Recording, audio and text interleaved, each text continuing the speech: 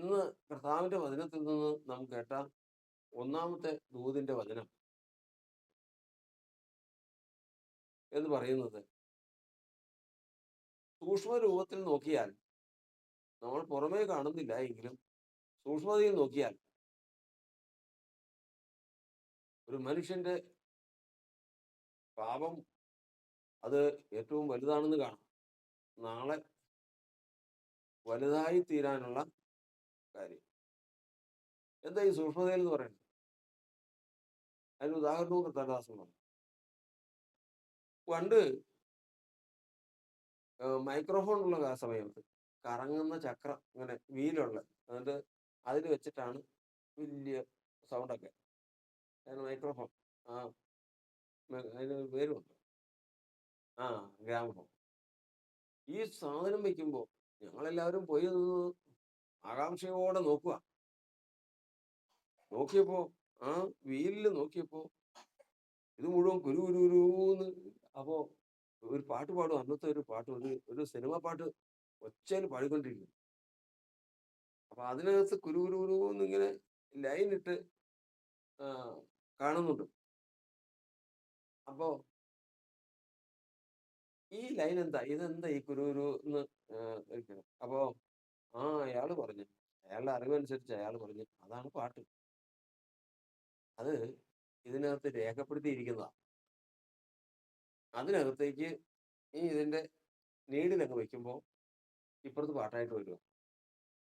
അപ്പൊ നോക്കിയപ്പോ നമ്മൾ നോക്കിയ എന്തോ ഒരു ഭാഷയാണെന്ന് തോന്നുന്നു. ഏതോ ഒരു ഭാഷ. ഇത് ഏതാ, മലയാളമാണോ അതോ വേറെ ഏതെങ്കിലും ഭാഷയാണോ എഴുതിയേക്കുന്നത്? അപ്പൊ അയാൾ പറഞ്ഞു, അതല്ല, ഈ മലയാളം നമ്മൾ അറിയാവുന്ന ഭാഷയല്ല, അതിന് അതിൻ്റെതായ ഒരു ഭാഷയുണ്ട്, അതാണ് വെറും വരച്ചിരിക്കുന്നതാണ്. അത് ഇവിടെ ഒരു പാട്ടായിട്ട് വരുമ്പോഴത്തേക്കും അത് പുറത്തേക്ക് വരുന്നതായിട്ടാണ്. ഇതുപോലെ മനുഷ്യനെ സംബന്ധിച്ചിടത്തോളം മുഴുവനും വരയും കുറിയും വീണ ഒരു ഹൃദയമാണ് അകൃത്യം ചെയ്തവന്റെ ഹൃദയം, പാപം ചെയ്തവന്റെ ഹൃദയം. അത് ദൈവത്തിന്റെ വചനത്തിൽ പറഞ്ഞിരിക്കുന്നത് പല എഴുത്തുമുണ്ട്. ചെറിയ എഴുത്തുണ്ട്, കട്ടി കൂടിയ എഴുത്തുണ്ട്. ഈ ഭാഷ എന്ന് പറയുന്നത് അതൊരു വരയും കുറിയാണ്. യിരെമ്യാ പ്രവചനം 17-ാം അധ്യായത്തിൽ വായിക്കുന്നത് നമ്മൾ പ്രകാരമാണ്. 17:1 നമ്മൾ വായിക്കുന്നത്. യിരെമ്യാ 17:1.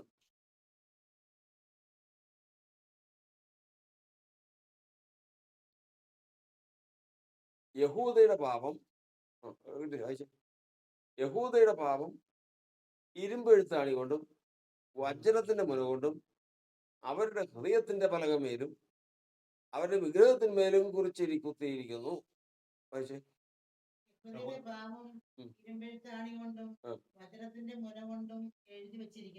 എഴുതി വെച്ചിരിക്കുകയാണ്. അപ്പൊ മനുഷ്യൻ പാപം ചെയ്യുമ്പോൾ അവന്റെ എവിടെയാ എഴുതിയത്? എവിടെയാ? വായിച്ചേ. എവിടെ എഴുതിയേക്കുന്നത്? എവിടെയാ? ഹൃദയത്തിന്റെ പലകയിലും ബലിപീഠത്തിന്റെ കൊമ്പുകളിലും കൊത്തിയിരിക്കുക. ഇതാണ് ഒരു മനുഷ്യനെ കൊണ്ട് ഈ ദോഷമെല്ലാം ചെയ്യിക്കുന്നതിന്റെ കാരണം. അതുകൊണ്ടാണ് മനുഷ്യൻ തെറ്റ് ചെയ്താൽ പിന്നെ അവന്റെ ജീവിതം ശത്രു അങ്ങ് ഏറ്റെടുക്കുക. ഏതൊക്കെ ഭാഗം ഏറ്റെടുക്കുന്നു? തെറ്റ് ചെയ്താൽ അകൃത്യം വായെ പഠിപ്പിക്കുന്നു. പിന്നെ അവൻ സംസാരിക്കുന്നതിന് അകൃത്യത്തിന്റെ സ്വാധീനം ഉണ്ടാവും. ഞാൻ എൻ്റെ ഹൃദയത്തിൽ അകൃത്യം കരുതിയിരുന്നെങ്കിൽ കർത്താവ് കേൾക്കയില്ലായിരുന്നു, എന്നാൽ അവന്റെ പ്രാർത്ഥന ശബ്ദം ശ്രദ്ധിച്ചിരിക്കുന്നു. അപ്പൊ അകൃത്യം ചെയ്തു കഴിഞ്ഞാൽ എവിടെ ബാധിക്കും? പ്രാർത്ഥനയുടെ ശബ്ദത്തെ ബാധിക്കും, വായെ ബാധിക്കും, ശബ്ദത്തെ. അകൃത്യം നിമിത്തം എന്റെ ബലം ക്ഷയിച്ചിരിക്കുന്നു, അപ്പൊ എവിടെ ബാധിക്കും? ശരീരത്തെ ബാധിക്കും. അകൃത്യം നിമിത്തം എന്റെ കുതികാലിനെ പിന്തുടർന്ന് വളയുന്ന ദുഷ്കാലത്തെ ഞാൻ ഭയപ്പെടുന്നതിന് കുതികാലിനെ ബാധിക്കും. അകൃത്യം ചെയ്യുന്നവന്റെ ചെയ്തത് കൊണ്ട് ഞങ്ങൾ അകൃത്യ നിമിത്തം ഉയരത്തിലേക്ക് നോക്കാൻ ഞങ്ങൾക്ക് കഴിയുന്നില്ല, അപ്പോൾ മുഖത്തെ ബാധിക്കും. അപ്പോൾ ഒരു മനുഷ്യന്റെ ശരീരത്തിലെ പ്രവർത്തനങ്ങളെ മുഴുവനും കവർന്നു കളയുന്നതാണ് അകൃത്യം, പാപം. ഇത് എങ്ങനെയായി ഇവന്റെ ഈ പ്രവൃത്തി ഇത് എവിടെയാ എഴുതി വെച്ചേക്കുന്നത് ചോദിച്ചു കഴിഞ്ഞാൽ, എവിടെ എഴുതി വെച്ചേക്കുന്നു? ഹൃദയത്തിന്റെ പലകയിൽ. നമ്മൾ ആദ്യം പറഞ്ഞ പോലെ ഗ്രാമഫോണിന്റെ പാട്ട് രേഖപ്പെടുത്തി വെച്ചിരിക്കുന്ന ഡിസ്കിൽ ചെറിയ വരയും കുറിയുമായിട്ടാണ്. അത് കാണുമ്പോൾ നോക്കുമ്പോൾ നമുക്ക് വായിച്ചാൽ മനസ്സിലാവില്ല. ഇതുപോലെ ഹൃദയത്തെ നോക്കുന്ന ദൈവം ഇന്ന് ഇന്നത് ചെയ്തിരിക്കുന്നത്, ഇന്ന് ഈ കുറിച്ചു വെച്ചിരിക്കുന്നത് നാളെ ഏറ്റവും വലിയ ദോഷമായി തീരാൻ സാധ്യത ഉള്ളത് ദൈവം കാണും. ഇതാണ് വായിക്കേണ്ടത്. അവിടെയാണ് നമ്മൾ മനസ്സിലാക്കേണ്ടത്. അതായത് എലീശ പ്രവാചകന്റെ അടുത്ത് ആലോചന ചോദിക്കാൻ ഹസായേൽ വന്നു. ഹസായേൽ എന്ന് പറഞ്ഞ അരാമിലെ രാജാവിന്റെ ഭൃത്യനാണ്. ഹസായേല് ആലോചന ചോദിച്ച ആലോചനയൊക്കെ പറഞ്ഞതിന് ശേഷം ഈ ഹസായേൽ എന്ന മനുഷ്യനെ നോക്കി എലീശ പ്രവാചകൻ രണ്ട് കണ്ണ് നിറഞ്ഞു ഒഴുകി. അപ്പോ ഹസായേൽ ചോദിച്ചു, യജമാനന്റെ കണ്ണ് നിറഞ്ഞ എന്തിനാ കരയുന്നതിനാ? ഞാൻ ചില കാഴ്ചകൾ കാണുന്നു. എന്താണെന്നറിയാമോ?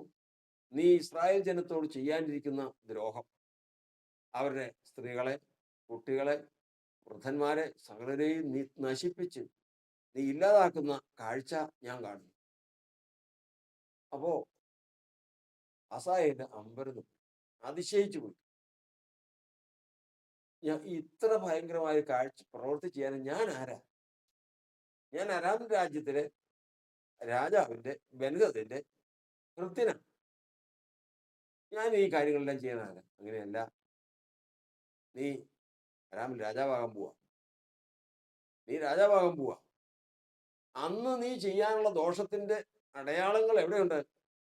ഹൃദയത്തിൽ കിടക്കുന്നു. അറിയുന്നില്ല, നീ പോലും അറിയുന്നില്ല. എന്ന് കർത്താവിന്റെ വചനം പറയുന്നതാ. സാഹചര്യം വരുമ്പോൾ, സന്ദർഭം വരുമ്പോൾ എന്ത് പ്രവർത്തിക്കുമെന്ന് നമുക്കറിയില്ല. പക്ഷെ നമ്മുടെ ഹൃദയത്തിൽ നോക്കുന്ന ദൈവം നോക്കുമ്പോൾ സന്ദർഭത്തിൽ വെളിപ്പെടുന്ന കാര്യം അടയാളമായിട്ടുണ്ട്. ആ അടയാളമാണ് യഥാർത്ഥത്തിൽ മനുഷ്യന്റെ ശത്രു. ദൈവഭക്തന്റെ ശത്രു എന്ന് പറയുന്നത് ആ അടയാളമാണ്. അതാണ് വായിക്കേണ്ടത്. അതിനാണ് ഇത് ആത്മതപനം എന്ന് പറയുന്നത്. തപനം എന്ന് പറഞ്ഞാൽ ചൂടാക്കുക അല്ലെങ്കിൽ പഴിപ്പിക്കുക. കൊല്ലനൊക്കെ വന്നു കഴിഞ്ഞാൽ, ഈ കൊല്ലന്മാരുടെ കാര്യം നമ്മൾ അറിഞ്ഞിട്ടുണ്ട്. ഈ പിയാൻജിയുടെയോ റെയിൽവേയുടെയോ ഏതെങ്കിലും ഒരു കഷ്ണം ഇരുമ്പ് കൊണ്ട് ചെന്ന് കഴിഞ്ഞാൽ, അയ്യോ അവര് വേണ്ട, അത് വേണ്ടെന്ന് പറഞ്ഞാൽ അപ്പോൾ ഒഴിയും. കാരണം എന്നറിയാമോ? പിയാൻജിയുടെയും ഇങ്ങനെയുള്ള സർക്കാരിന്റെ ആണെങ്കിൽ എവിടെയെങ്കിലും ഒക്കെ മുദ്ര കാണും. ആ മുദ്ര പെട്ടെന്ന് മായുന്നതല്ല, അതുകൊണ്ട് പേടിയാവുന്നു. ഇത് കളയണമെങ്കിൽ, മനഃപൂർവ്വം എടുത്ത് ഇത് കളയണമെങ്കിൽ അവര് പറഞ്ഞ്, അപ്പോ ഒരാൾ ചോദിച്ചു, ഇത് പിയാൻജിയുടെ എല്ലാം ആരുടെ ആയാലും ഇത് ഈ മുദ്ര കളയാനൊരു വഴിയില്ലേ? അങ്ങനെ കളയാൻ പറ്റുന്ന ഒരു കൊല്ലനല്ലേ? അപ്പൊ പറഞ്ഞ്, പറ്റും, മുദ്രയൊക്കെ കളയാം, സംഗതിയൊക്കെ ശരിയാക്കി എടുക്കാം. പക്ഷെ എൻ്റെ ഈ വീട്ടിലിരിക്കുന്ന കരി മുഴുവൻ തീരും. ഈ കരി മുഴുവനും ഇട്ട് കത്തിച്ച് വിട്ട് വേണം ഇത് ഉരുക്കാൻ. ഉരുക്കിയ പോകും. ഉരുകുന്ന പാകത്തിൽ വന്നു കഴിഞ്ഞാൽ ഈ മുദ്രയൊക്കെ അങ്ങ് പോകും. അതിന് പ്രശ്നമൊന്നുമില്ല. ഇതുപോലെയാണ് ആത്മതപനം എന്ന് പറയുന്നത്. ആത്മതപനം മനുഷ്യന് സംഭവിക്കാതിരിക്കാൻ ഉപവാസം ഇരിക്കുമ്പോൾ മുതൽ ദൈവത്തിന്റെ ആത്മാവ് വചനത്താലും ധ്യാനത്താലും സ്തുതിയും സ്തോത്രവും ഉച്ചരിച്ചുകൊണ്ട് തന്നെ ആത്മാവ് തപിപ്പിക്കാൻ ശ്രമിക്കുമ്പോൾ അന്യ ചിന്തകളിലേക്ക് കൊണ്ടുപോയി, അന്യ സംസാരങ്ങളിലേക്ക് കൊണ്ടുപോയി, എന്തെങ്കിലുമൊക്കെ ജഡീകമായിട്ടുള്ള കാര്യങ്ങളുണ്ടായി ദീർഘമായിട്ട് ഉറക്കം വന്ന് ഇതിനെ തണുപ്പിക്കാനായിട്ട് ശ്രമിച്ചുകൊണ്ടിരിക്കും. ഇത് ശത്രുവാണ്. ഏതൊക്കെ? നമ്മുടെ ചിന്ത, അഭിലാഷത്തിന്റെ സഞ്ചാരം എന്ന് പറയും. ചിന്തകൾ മാറി മാറി പോകും. ആത്മാവ് തപിക്കില്ല, മനസ്സ് വേറെ ഒരു സ്ഥലത്തേക്ക് പോകും. തപിക്കില്ല ആത്മാവ്. അത് വിട്ടുകൊടുക്കരുത്. അനാവശ്യമില്ലാത്ത സംസാരത്തിന് പോകരുത്. ആത്മാവ് അവിടെ തന്നെ തപിക്കാതെ നിൽക്കും. ഒരു ദീർഘമായിട്ട് കെട്ടുറങ്ങരുത്. ഉറങ്ങിക്കഴിഞ്ഞാൽ ആത്മാവ് തപിക്കില്ല, കാര്യം സാധിക്കില്ല.